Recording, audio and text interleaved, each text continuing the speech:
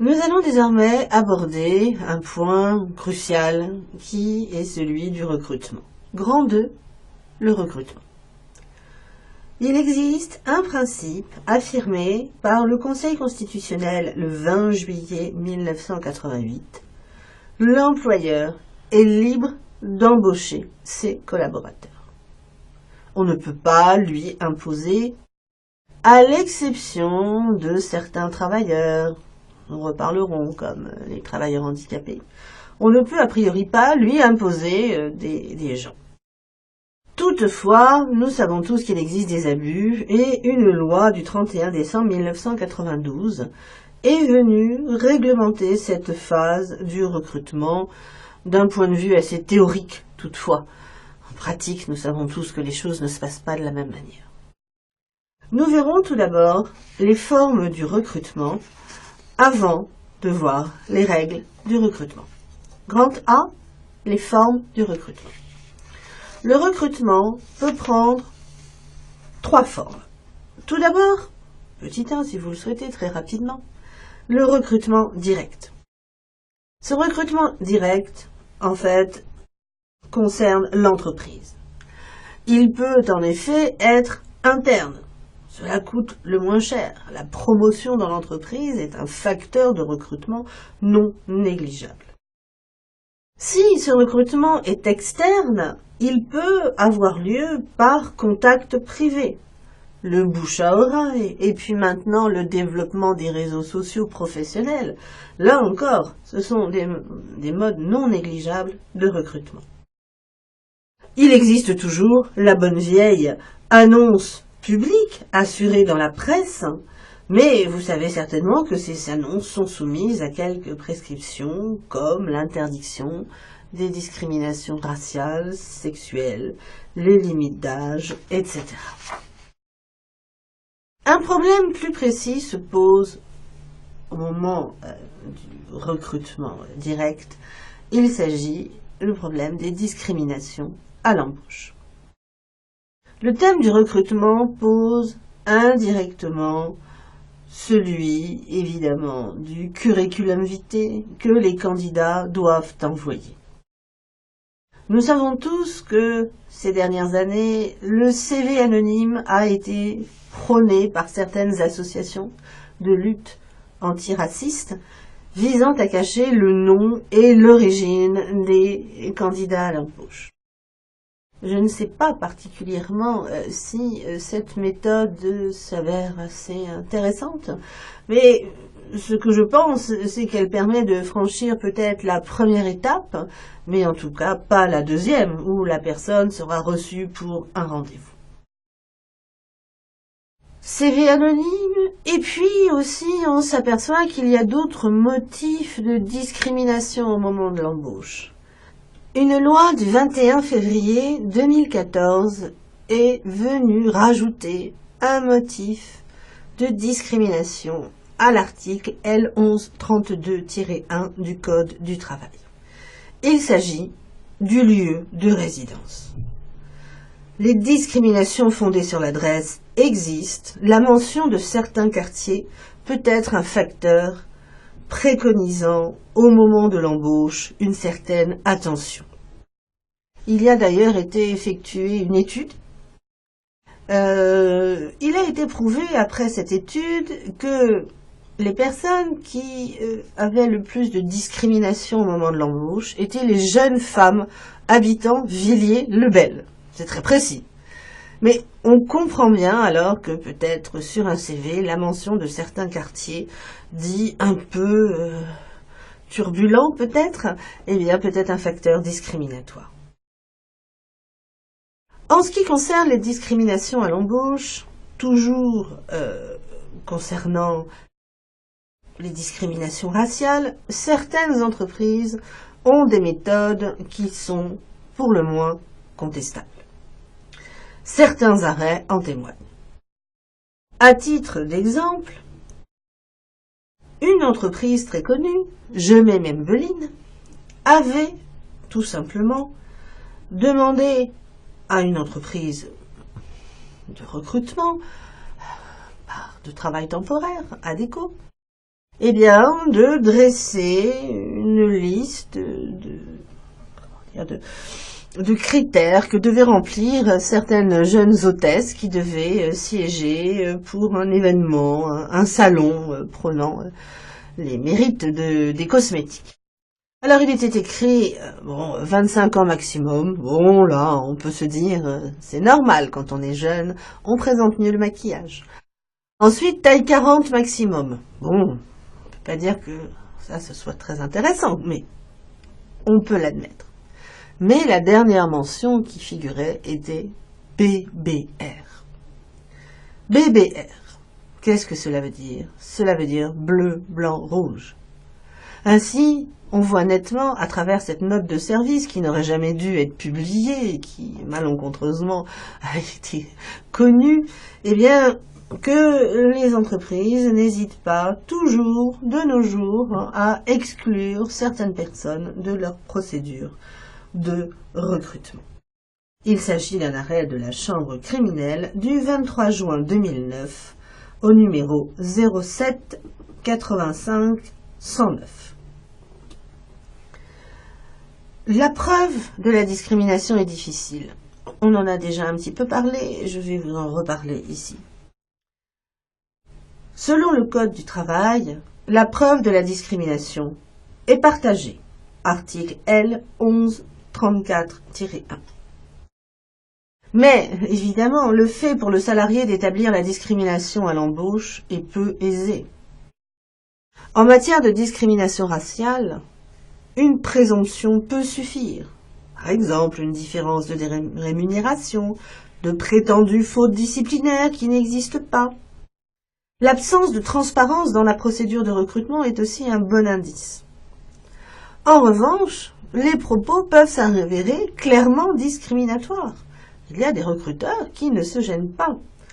Ainsi, dans un arrêt de la Chambre sociale du 18 janvier 2012 au numéro 10 16 926, une recruteuse avait clairement dit qu'elle ne faisait pas confiance aux maghrébines. La discrimination raciale était alors facilement établie. Il existe, et pour finir, des discriminations que les gens appellent les discriminations positives, mais qui n'en sont pas vraiment. Ce sont plutôt des traitements différenciés à l'embauche. On en a parlé tout à l'heure, pour les personnes handicapées, mais aussi pour les seniors. On favorise dans le Code du travail l'embauche de ces personnes qui ont plus de mal que les autres à trouver un emploi. Après avoir vu donc le recrutement direct, voyons dans un petit 2 le recrutement par l'intermédiaire du service public. Là, je n'aurai malheureusement que quelques lignes à vous dire, et encore à peine, puisqu'on en a déjà parlé. L'existence du service public de placement ne fait pas échec à la liberté de l'employeur de choisir son salarié. Mais tout travailleur recherchant un emploi doit requérir son inscription auprès de l'organisme compétent et, à l'inverse, tout employeur doit lui notifier les places vacantes. Toutefois, on sait tous très bien que les annonces que l'on trouve chez Pôle emploi sont quelquefois un peu périmées, elles ont fait l'objet d'un traitement direct et l'employeur ne les a envoyées que bien trop tard.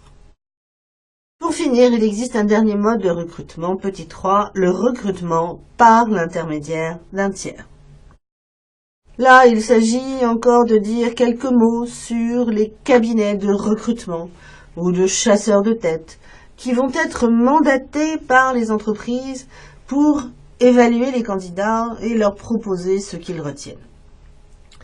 Quelquefois même, ces cabinets de recrutement ne se gênent pas pour contacter des salariés en poste pour leur proposer du travail dans une entreprise concurrente. Et là, on est évidemment dans le délit de débauchage. Ces cabinets de recrutement ont évidemment une seule obligation de moyens qui les lie à leurs clients et non pas une obligation de résultat. Comment trouver la perle? C'est pas facile, d'autant que quelquefois l'entreprise qui souhaite recruter va établir une fiche qui ne sera pas tout à fait exacte et qui va peut-être conduire le cabinet de recrutement à faire des erreurs. Tous ces modes de recrutement coûtent très cher à une entreprise. Et si c'est mal ciblé, eh bien l'entreprise perd de l'argent. Raison pour laquelle, eh bien, ces cabinets de recrutement ou chasseurs de tête sont plutôt réservés à des gens qui ont des postes assez élevés dans les entreprises, des postes de direction pour lesquels on ne va pas hésiter à mettre de l'argent sur la table pour recruter ceux que l'on espère être les meilleurs. Voici ce que je pouvais vous dire pour les règles très générales relatives au recrutement et les formes qu'il prend. Voyons dans un grand B les règles du recrutement. Il existe des limites au recrutement et il existe également des principes du recrutement. Petit 1, les limites au recrutement. L'employeur est limité de deux manières dans sa liberté de recruter. Nous l'avons déjà un peu abordé, mais là, ce sera une petite synthèse. Tout d'abord, il est confronté à des priorités d'emploi et d'embauche. Les priorités d'emploi concernent les personnes handicapées et les mutilés de guerre pour toutes les entreprises qui occupent au moins 6% de salariés. Ce quota de 6% pour les personnes handicapées est légal, il est obligatoire. Mais nous savons tous que certaines entreprises préfèrent le contourner en payant une contribution à la GFIP, qui est l'organisme qui gère le travail des personnes handicapées, ou bien en déléguant une partie de leurs travaux à des entreprises prestataires de services qui emploient, elles, les personnes handicapées. Après ces priorités d'emploi, l'employeur est aussi confronté aux priorités d'embauche. Il s'agit là d'une mesure particulière que nous reverrons plus tard, puisque cela concerne les salariés qui ont été licenciés pour motif économique.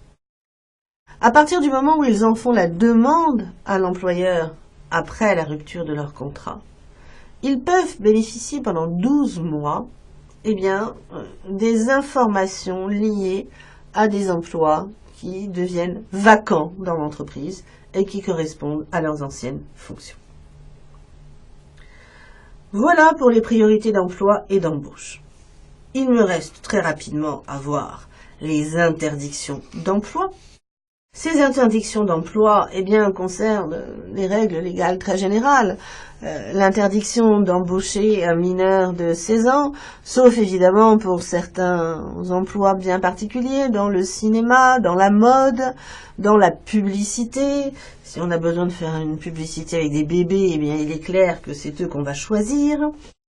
Il existe aussi des interdictions dont nous avons aussi déjà parlé concernant les étrangers en situation irrégulière, et nous le verrons plus tard, les salariés qui sont liés par une obligation de non-concurrence ou qui sont en train d'effectuer leur préavis. Je ne vous en dis pas plus pour l'instant. Après avoir vu les limites au recrutement, voyons petit 2 les principes du recrutement. Les principes du recrutement sont de deux sortes. Tout d'abord, petit a, déjà abordé aussi, mais c'est normal, le cours est transversal, l'employeur est obligé de respecter le principe de non-discrimination et le respect de la vie personnelle du salarié. Alors, les interdictions des discriminations, on vient de les voir, en ce qui concerne les discriminations raciales, mais il existe aussi au sein de l'article L1132-1 des interdictions en raison du sexe, des activités syndicales, de la religion, de l'âge, des mœurs, de l'état de santé, du handicap, etc., etc. Pour information, la Cour de justice de l'Union européenne a rendu dans un arrêt du 18 décembre 2014, affaire C-354-13, une décision assez intéressante concernant l'obésité. Il est vrai que dans notre article L1132-1, nous avons une interdiction des discriminations concernant l'apparence physique. On pourrait donc rattacher les discriminations liées à l'obésité à ce motif discriminatoire. Mais en droit communautaire, ça n'existe pas. C'est pourquoi la Cour de justice de l'Union européenne a déclaré dans cet arrêt que l'obésité est un handicap au sens de la directive 2078, mais ce n'est pas en soi un motif de discrimination. Je vous le disais donc, il y a le principe de non-discrimination, mais aussi le respect de la vie privée, de la vie personnelle du salarié. Au moment de l'embauche, les renseignements sollicités ne peuvent normalement pas conduire à des interrogations liées à des motifs personnels, à l'exception peut-être de 2 points. Le permis de conduire. Si on vous demande si vous avez le permis de conduire alors que vous devez être commercial, ce n'est pas quelque chose qui relève de votre vie privée, mais qui est nécessaire à l'emploi. Et de même, vous le savez peut-être, pour certaines fonctions, un extrait du casier judiciaire peut être demandé. Si les principes de non-discrimination et de respect de la vie personnelle sont des principes très généraux, il en existe de plus précis concernant le recrutement. Petit b, les principes issus de la loi du 31 décembre 1992.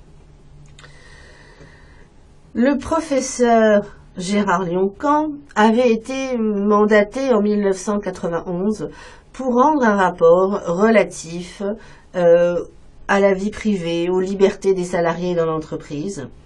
Et s'en est suivi une loi du 31 décembre 1992 où certains principes relatifs au recrutement ont été édictés.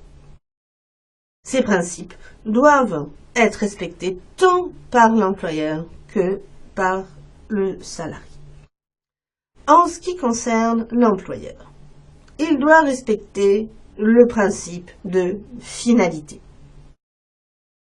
Les informations demandées, questionnaire d'embauche, CV, etc., doivent avoir pour seule finalité d'apprécier la capacité du candidat à occuper un emploi ou ses aptitudes professionnelles.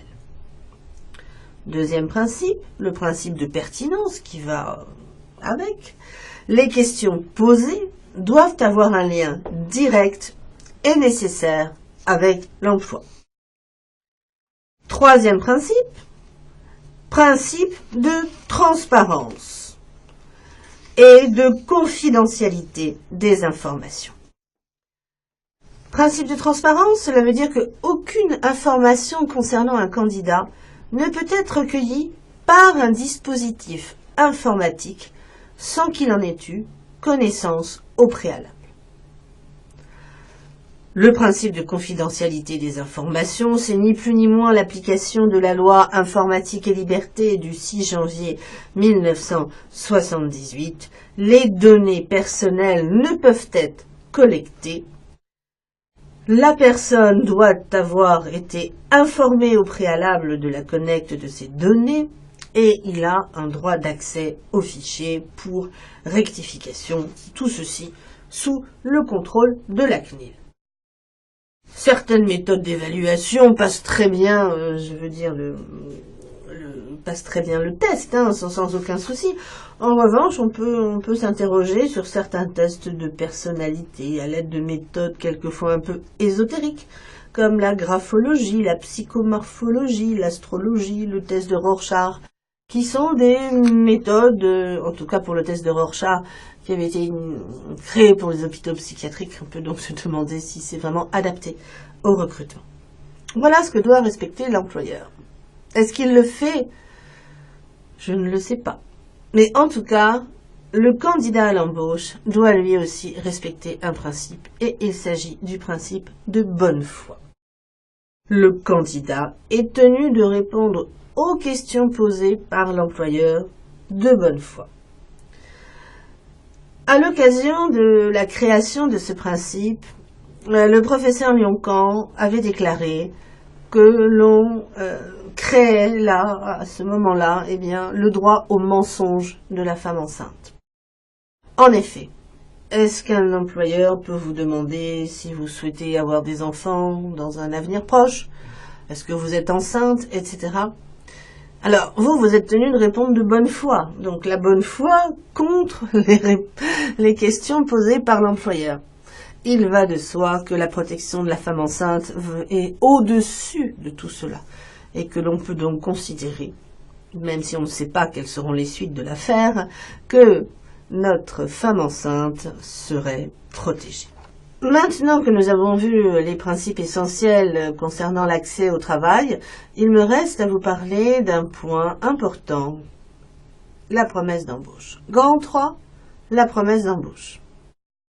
Une fois le recrutement effectué, l'employeur et le candidat retenu peuvent décider de s'engager, de s'obliger, de concrétiser leur rapport. L'hypothèse est fréquente lorsque l'employeur veut impérativement retenir un candidat qu'il sait sollicité par d'autres entreprises concurrentes. La question qui se pose, c'est quelle est la valeur de cet engagement mutuel qui n'est pas encore le contrat de travail?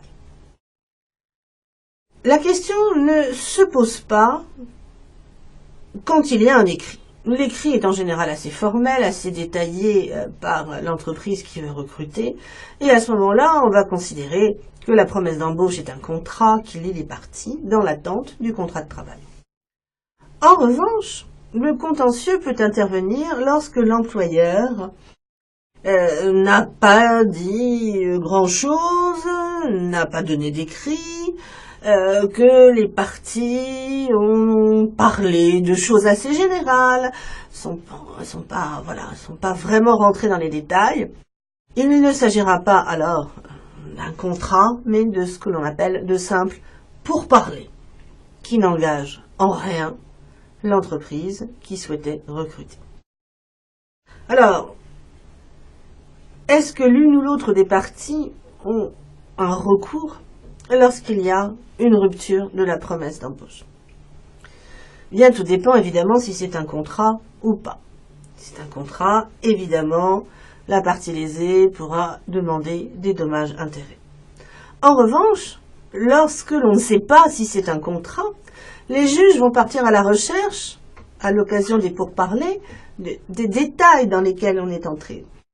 Si jamais on a commencé à parler de rémunération, de lieu d'embauche, de qualification, de détails du poste, etc., ils pourront considérer à ce moment-là que ces pourparlers valent quelque chose et nécessitent l'allocation à la personne évincée de dommages-intérêts. En résumé, deux difficultés apparaissent dans la promesse d'embauche, celle de la preuve d'une réelle volonté de s'engager et le dédommagement, c'est-à-dire l'appréciation concrète du dommage subi. En ce qui concerne le candidat, cette appréciation pourra être lourde de conséquences, notamment dans le pire des cas, si lui a estimé que les différents rendez-vous de recrutement ont abouti, qu'il démissionne de son poste et qu'au final, il n'a rien, et donc même pas le droit à l'assurance chômage, puisque quand on démissionne, on n'a pas le droit à l'assurance chômage. C'est donc la promesse d'embauche, quelque chose de dangereux. Il faut s'assurer d'un écrit et il faut s'assurer du contenu de l'écrit.